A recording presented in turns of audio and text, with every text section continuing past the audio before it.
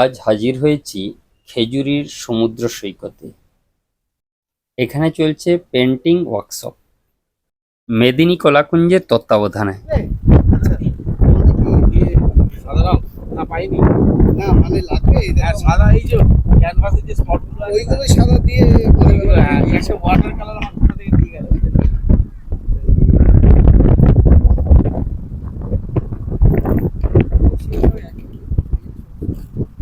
এখানে আবার একটা সাদা এসে গেছে দেখছি। কোথা এটা কোথা থেকে এলো?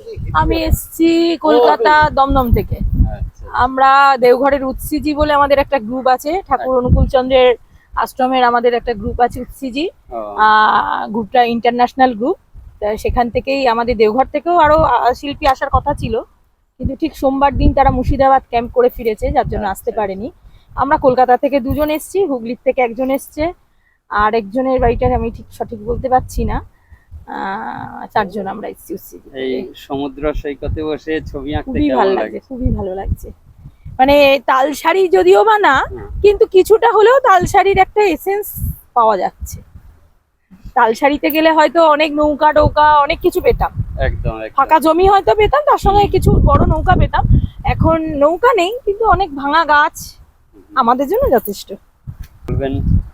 মেদিনী কলা কুঞ্জকে বলবো যে কাজ তো উনি মানে অনিন্দদা খুব ভালো কাজ করছে।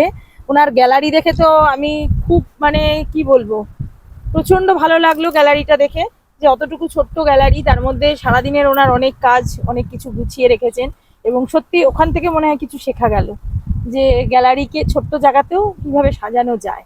গোটা বাড়িটাই ওনার গ্যালারি। একদম একদম থ্যাংক ইউ। ওয়েলকাম।